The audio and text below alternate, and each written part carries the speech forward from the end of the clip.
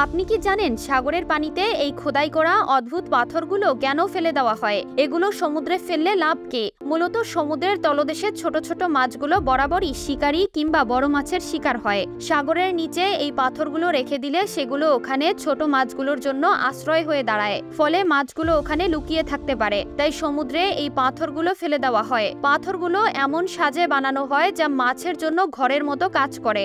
সেই সাথে এমন নকশায় বানানো হয় যেন সেগুলোর ভেতরে থাকা ছোট মাছগুলোকে বড় মাছ ধরতে না পারে। সমুদ্রের পানি লবণাক্ত হয় কেন তা কি জানেন? পৃথিবীর 3 ভাগ পানি, 1 ভাগ স্থল। খাল, বিল, পুকুর, হ্রদ সবখানেই অথই পানি। আর অধিকাংশ স্থানে রয়েছে যে লবণাক্ত জলরাশি, তার নাম সমুদ্র।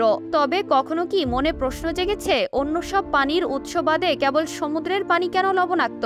সমুদ্রের পানিতে লবণ আসে মূলত ডাঙা জলের পাথর থেকে। বৃষ্টিপাতের সময় পানির ফোঁটাগুলো যখন পড়ে তখন সেগুলো আশপাশের বাতাস থেকে কার্বন ডাই অক্সাইড মিশিয়ে দেয়। পানি আর কার্বন ডাই অক্সাইড মিলিয়ে তৈরি করে কার্বনিক অ্যাসিড, যার ফলে বৃষ্টির পানি এক প্রকার অ্যাসিডে রূপান্তরিত হয়ে পড়ে। আর অ্যাসিডিক পানি যখন পাথরের গায়ে পড়ে তখন এর ভেতরের অ্যাসিড পাথরের শরীর বেয়ে নামে এবং আয়ন তৈরি করে। এই আয়নগুলো আবার গড়িয়ে পড়ে নদী কিংবা হ্রদে। সেখান থেকে একটা সময় তা গিয়ে পড়ে সমুদ্রের পানিতে। এমন নানা রকম আয়ন সমুদ্রের পানিতে থাকে। এগুলোর মধ্যে কিছু আয়ন সামুদ্রিক জীব খাদ্য উৎপাদন ও অন্যান্য কাজে ব্যবহার করে এবং সমুদ্রের পানি থেকে সরিয়ে ফেলে। বাকিগুলো সমুদ্রের পানিতে মিশে থাকে। দীর্ঘ সময় এভাবেই সমুদ্রের পানিতে আয়নগুলোর পরিমাণ বাড়তে থাকে। এসব আয়নের মধ্যে সবচেয়ে বেশি পাওয়া যায় সোডিয়াম ও ক্লোরিন। আর সমুদ্রের পানিতে এই দুটোর পরিমাণ 90%। মূলত সোডিয়াম এবং ক্লোরিন লবণাক্ত, ফলে এই দুইটি মৌল একত্রিত হয়ে তৈরি করে সোডিয়াম ক্লোরাইড, যাকে আমরা লবণ বলি।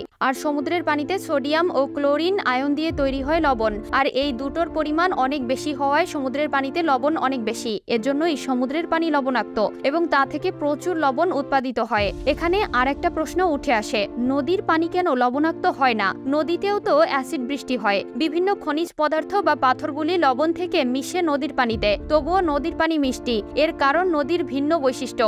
নদী মোটেও স্থির নয়, বরং সব সময় বহমান।